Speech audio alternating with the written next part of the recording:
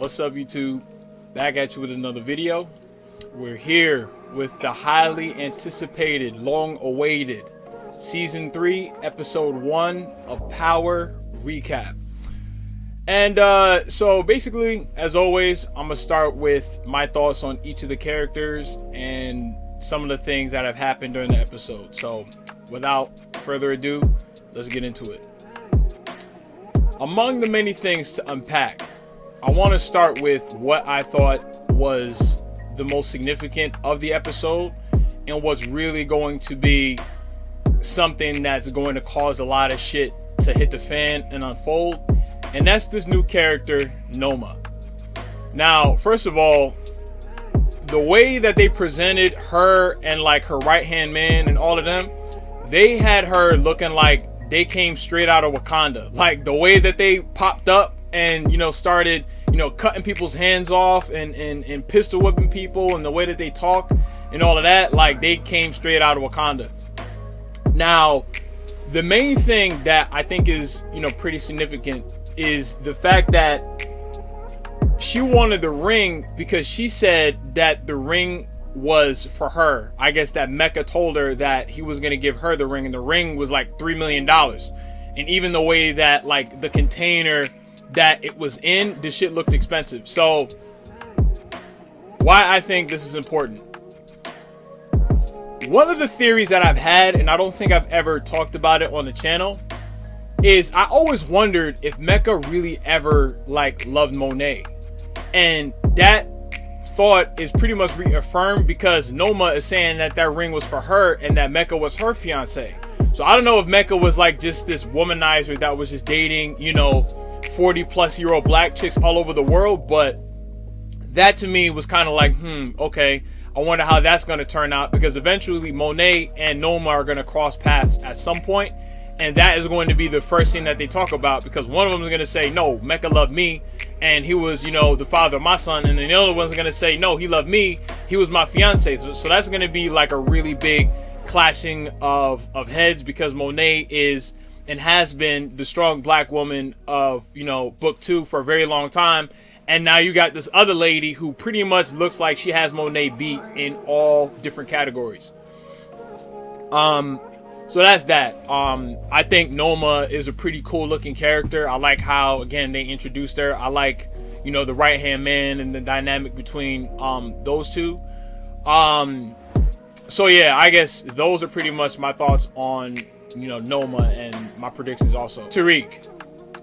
Now, Tariq, for somebody that has backstabbed, like a whole bunch of people throughout this whole entire series, it's funny that a lot of things are going on and he has no idea what's happening, because he still has no idea that Effie was the one that stabbed him in the back, and went behind his back rather. Brayden went behind his back, and Kane, obviously Kane and Tariq are kind of like still enemies, but they're more so like frenemies at that point. So they come together when it comes to, a solution or a problem that can be solved, and the, solution will be mutually beneficial for the two of them. So Tariq was in, some sort of partnership with the guy from, season 1, where that was the guy that I guess maybe put the money up or helped them set up, course correct. And when the dude was already basically blackmailing him and saying, yeah, if you don't get me this specific dollar amount, I'm gonna go straight to the cops, my first reaction was, yo, I would have just killed him. I was like, yo, I'm not even gonna have a discussion with this dude, I'm just gonna kill him. So what ends up happening eventually is Tariq goes to his house or his apartment, and he goes to pretty much propose a solution for the both of them, which, the guy, I don't even know his name, but he basically gets to, berating Tariq for who he is and who he's pretending to be, and basically saying Tariq ain't shit, which honestly I agree. That's why Tariq took offense, because he was telling the truth. Now, Tariq ends up killing him, which again, that's exactly what I would have done, because it's like, why would I have to, what's the purpose of going out of my pocket to pay this dude who who I don't even like anyway, when I could just kill him and be done with it. So I don't blame Tariq for doing that, and I think Tariq does, it's good for his character that he's starting to, have a bit of that same, authority and edge that his dad used to have, that Ghost used to have. So we're now starting to see Tariq kind of step into a new phase where now he's starting to drop bodies, not because he has to, but because he can. Because he didn't really have to kill that dude, but he did it because he could. And in this business that he's in, he has to demonstrate those sorts of qualities. You know what I'm saying? Because by the time Kane and Brayden pulled up, they're like, oh shit, what happened? And, Tariq, just handled it on his own. And I like that. So that is probably, again, one of the very few things that I will commend Tariq about, aside from all the other BS that he does. And, the other thing about Tariq is, I don't like the fact that he be trying to act tough with Kane, because Kane, which I'm going to get to next, was like, yo, both y'all are weak as hell. The only one that I would actually go out of my way to do business with, because y'all are hot, is Effie, because obviously Effie was the one who went and told Kane about Lauren.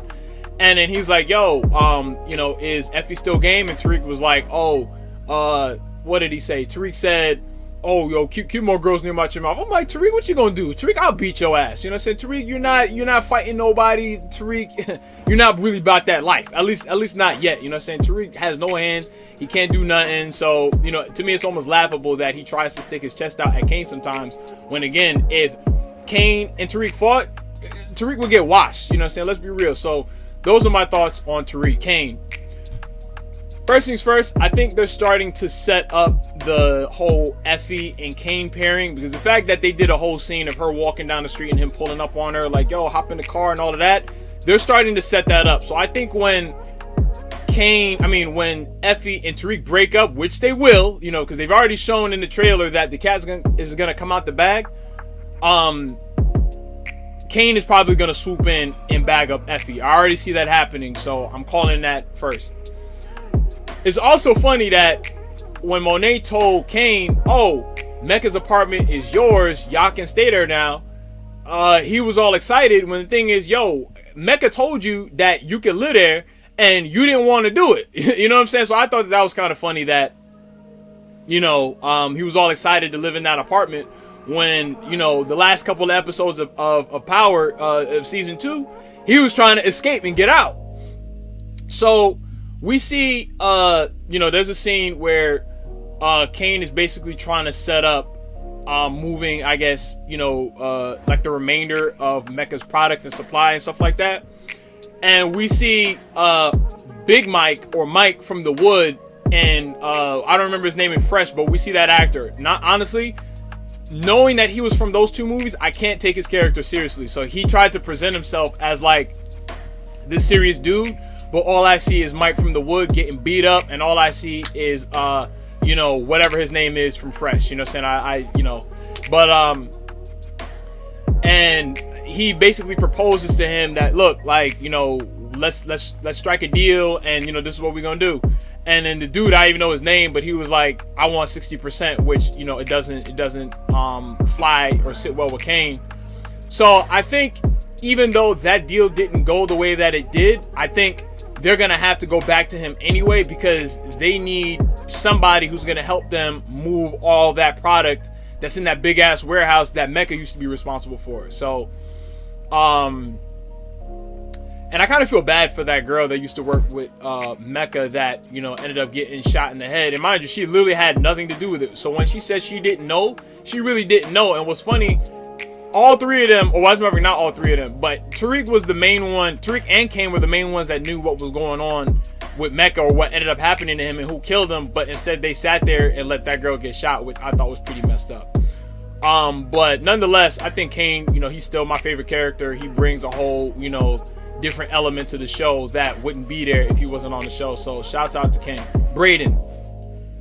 Now, Brayden, to me, he's still a dweeb, but I'm just gonna, I'm a kind of highlight some of the things that I thought stood out to me. So first things first, his father's making him work at, I guess, like this, stock brokerage firm or whatever, what is it? Weston and Weston. I even remember what the Weston Holdings or some shit. And what stood out to me is they got the whole Wolf of Wall Street thing going on. So they got all the guys there snorting coke and saying, yeah, man, the only way that I could do this job is if I do like a couple of lines of coke. And I thought that was kind of corny, but then again, I mean, maybe it's based on what these people are really doing in real life, so who knows.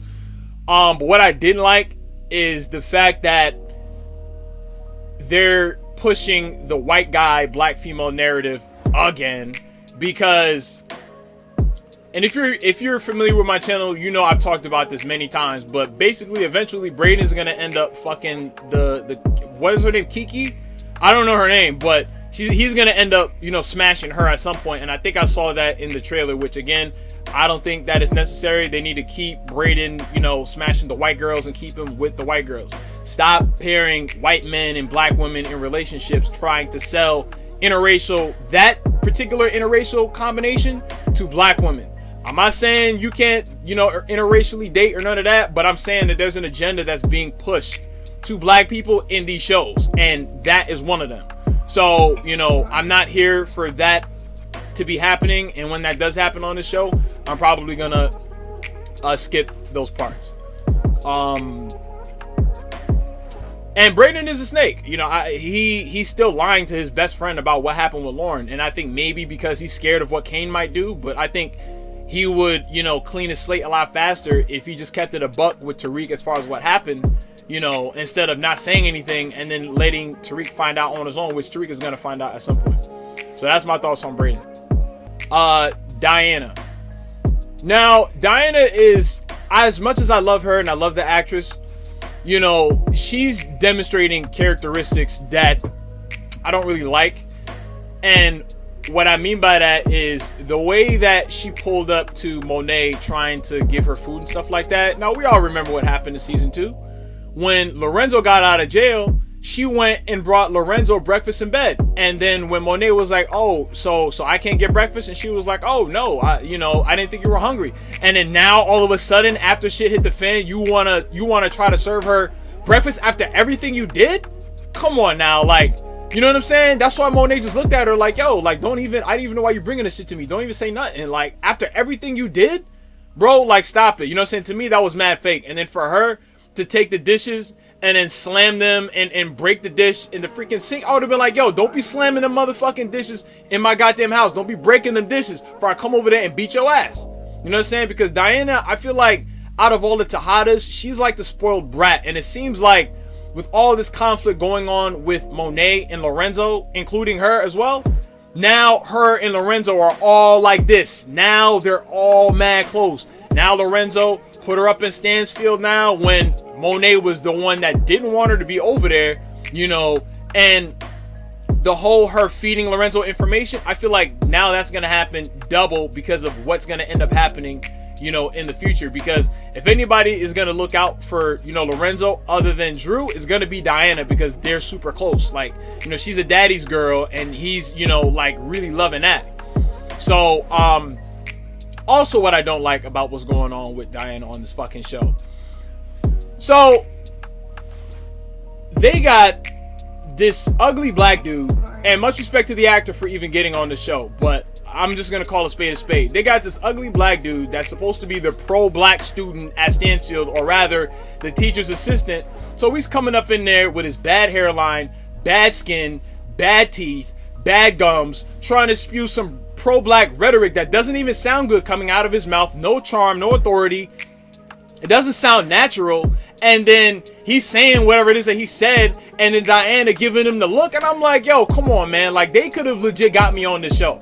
Like, if y'all see my rant before, I already had that sort of scenario envisioned for myself on the show. So the fact that they went ahead and got this guy to do that part and I didn't even know about it, it's fine, it's cool. You know, I'm on the way though, so I may not have gotten that part, but I will get something else. Y'all seeing this shit here first, so y'all will say, yo, when I'm on The Crew Has It, or whatever it is that I'm doing in the future, y'all will say, shit, it makes sense because he used to talk his shit on YouTube. So shout out to whoever this guy is. You know, don't take it personal, bruh, but you know, nah, like you weren't right for that role. Like, if I was a casting director, I wouldn't have picked you. I wouldn't have picked you. I would have went with me. You know, I definitely would have went with me, but I wouldn't have picked you, dog. If the callbacks came down to me and you, you're getting waxed. Period.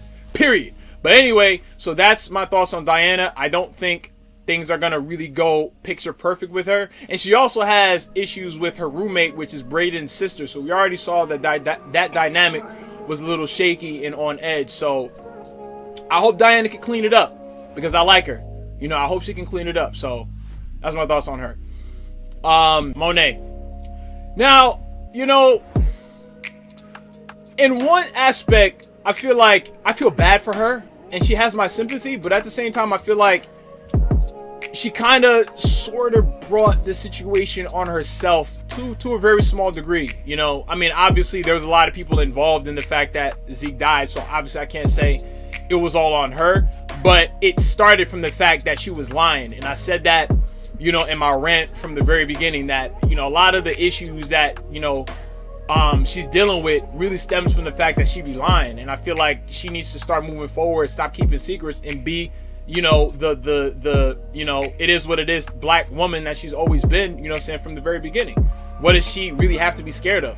Nothing.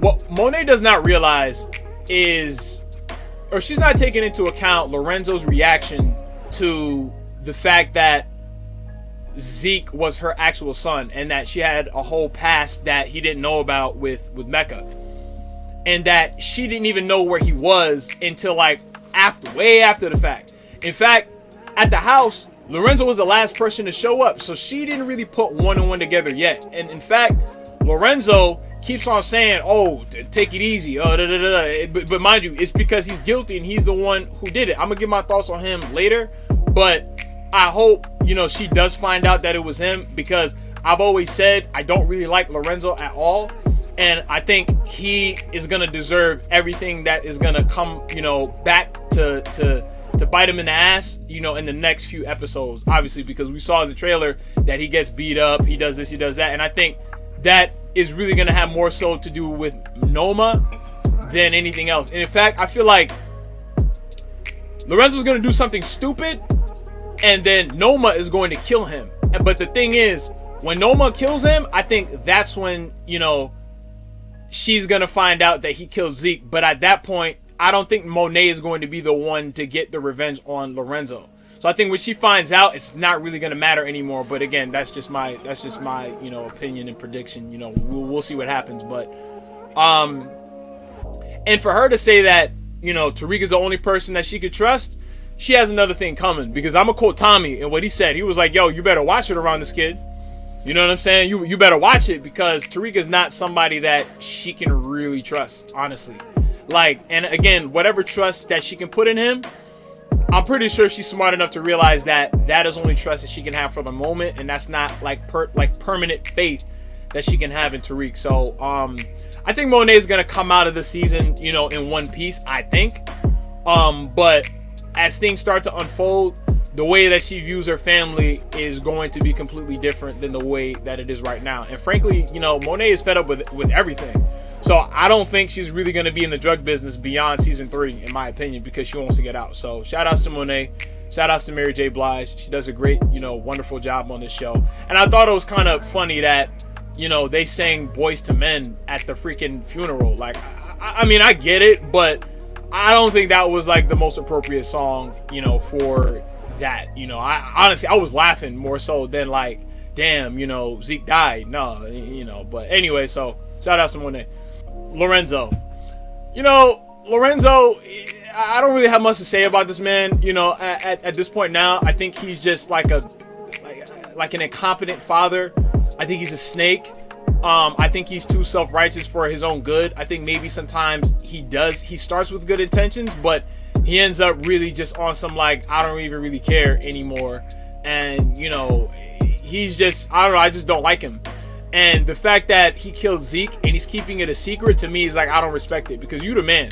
Like, he really should have pulled Monet to the side. Like, the thing is, Lorenzo doesn't understand. If you just came and told Monet, like, yeah, you know what, I shot Zeke, I don't think she would have killed him. I think she would have, you know, told him, you better get out of town before I kill you. But I don't think she would have been as mad as she is right now if he just told her that night, like, look, Monet, I thought it was Mecca. I'm sorry. You know, I didn't mean to do it, blah, blah, blah. And the funny part is Monet specifically told this man, she said, yo, do not try to kill Mecca. She was like, yo, put your pride aside. I'm going to be the one to do it. And it was like, no, when do I get to put the bullet into Mecca? And, yo, you ended up killing Zeke. You ended up killing Zeke. And the thing is, the fact that he kept it a secret is going to look like he meant to do that shit. It's going to make it seem like he did it on purpose when in reality, it was an accident. It was a stupid accident. So, you know, Lorenzo, again, he's got a lot of karma that's going to catch up to him. And when he dies on this show, I won't feel bad because I stopped liking Lorenzo the episode that he had the security guards put hands on Kane and beat him up when you're his dad. So I thought that that was uncalled for. And it just goes to show that in the grand scheme of like drug dealers and stuff like that, the Tejadas are small fish. They're like small fish in a big pond. They're not even all of that, because the way that they had Lorenzo looking in jail like he was some next kingpin drug lord, all of that. No, he's just the local, you know what I'm saying, drug boss. You know what I'm saying? He's just the plug, but he's not the connect. He's not the distro. So, you know, like Lorenzo, like I said, I don't even take his character like half as serious as I used to. And, you know, again, I hope he dies. And that's my thoughts on Lorenzo. Drew. Same thing that I said in my rant. Everett has to go. Everett has to die. You know what I'm saying? And, you know, they came up in the elevator, you know, and Everett goes, he says, oh, I thought we were going to christen, you know, the apartment. Oh, yeah, so you guys were going to fuck in the apartment, huh? That's what you were going to do? Y'all was going to fuck on the couch or some shit? That's what you were going to do? Like, stuff like that, to me, is just like, yo, like, again, I'm so tired of the tokenized, you know, freaking romance that these two guys got going on. Nothing wrong with it if you roll that way, but I'm so tired of seeing this shit on this show, because it's season 3. I'm done with this whole shit. I'm ready to see Drew mature, just like how Tariq is starting to mature and you see characters start to grow. It's time for Drew to grow, and the only character preventing that is Everett, because Kane was like, yo, why you bringing this dude up in here? And then Kane said, yo, we got business to talk about. And Drew was going to run off to Everett's house, you know, so they can do their thing. And he's like, oh, business is going to be here tomorrow. And I was like, see, this is exactly why Everett got to go, because Everett is not only a loose end, but he's a distraction. You know what I'm saying? And he's a hindrance to this whole entire show. So, you know what I'm saying? Everett, bruh, it's been real. You know what I'm saying? But I hope he doesn't make it out of season 3 alive, because I'm just so tired of what they got going on. And Drew, again, he's got potential to be a really dope character on the show, but that shit is just like a you know, a roadblock to his character development on the show. So, you know, but I see things taking a turn for the worse, whether Everett packs it up and goes or he dies. But either way, I'm all here for it. So that's my thoughts on Drew for right now. Saxe and his little girlfriend, whatever her name is, Barbara or Sally or whatever her name is. I think they're barking up the wrong tree, and now they're trying to set it up as to where there's like a RICO charge against the Tejadas and Tariq and, you know, Maclean and all of that. And, you know, as always in Power, I think there's going to be a way where all of that can be thwarted. I don't think that they're ever really going to set it up as to, you know, where anyone's really going to get held accountable for anything that they do on the show, because that's just how Power is. A lot of these characters, they do, you know, messed up stuff, and they always end up getting off scot-free. So, whatever her and Blanca or whatever her name is, you know, try to do, I don't think it's going to work, and I really hope that this is Saxe's last season on Power. Because to me, he's not funny anymore.